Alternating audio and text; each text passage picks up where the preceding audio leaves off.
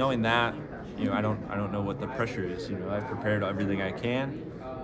I've done the homework per se. I know exactly where you think you would be able to go fast.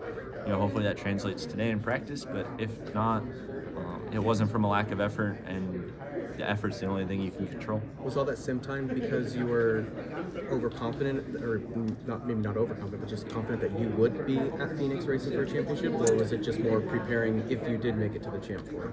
Yeah, we won Richmond, and I looked at Phil and I said, "Hey, you want to start on Phoenix?" And he's like, "Yeah." I was kind of already thinking that. I was like, "All right, anytime we're in the sim, we have to at least run one run at Phoenix." And it was always like at least 30 minutes minimum. But we'd always just run laps at Phoenix. The Homestead, we barely ran any time, and we won, and it just proves that, how good our trucks are, that we were able to completely focus on Phoenix and still go to Homestead and really go fast. But we were already working on Homestead almost before the playoffs too. We've just been so far ahead this year that we've just been pretty confident everywhere we go that we've just been prepared, and by the time the week comes, we're not stressed, not freaking out on, man, our setup's not very good, just this whole playoffs we've been just, pretty good. Like, I don't know what we changed, and then we get to the racetrack and we're pretty fast too. Do you expect this race to play out where they kind of let you championship 4 guys decide it all, or do you expect it's going to be just as shall we say exciting as we always see these truck races? What are you kind of expecting for it? If you look at the Homestead results, all 4 of us are in the top 4, so I imagine Phoenix not to be any different. Really? So you think it'll be calm? What are your expectations of the actual race? I think it'll be controlled chaos a little bit. But I don't know.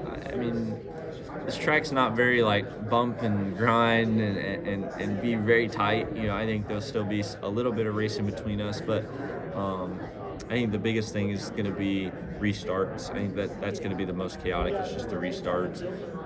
If 1 or 2 of us doesn't get track position, or if the field ever gets flipped, whatever the case may be, I think that's going to be the biggest thing. I don't foresee all 4 of us on top of each other, running into each other during a green flag run, or running the top, or I don't foresee that. I just think it's going to be either green white checkered or late race restarts that all of us are sort of blocking each other, or just knowing that we're all really close together, and just knowing whoever gets out to lead is probably going to have the best shot. You had some sim stuff. You had that big NASCAR thing that you had, and then you had the PSP. Kind of curious, how does that compare with the sim work that you've been doing? The PSP? Yeah, you ever playing with the PSP coming here to I did a lot of running the wall, honestly. It's not very good at the PSP. It was actually my crew chief's kid, Matt. He was his PSP, and we were playing on it. And I did a lot of Ross's Hail Melon move just because, it's hard to do while you're flying. But, I was not very good at the old PSP controller, so I did a lot of running the fence, so I don't think it's very accurate. But it's just the idea of course, another thing at Phoenix, just running laps any way I can. Also, too, that big thing. Where did you get that big NASCAR racing sim with the 2006 one that was there? The big the sim? Game? Yeah, the arcade one. I just found it on eBay. That's it. I just found it on eBay. I grew up with it. They had it at Disney World when I was growing up. So that was the first thing I said as a kid I wanted to buy. I was like, man, when I get, if I ever be an adult and I have a little bit of money to spend, I'm buying that arcade game. And I found it on eBay, and I've been keeping up with it. And I found it on eBay with all the original cars for only $1,600. I'm sold instantly. The next closest was $8,000 with all the COT cars and Gen 6. I don't want that one. I was like, plus $8,000. I ain't spending that.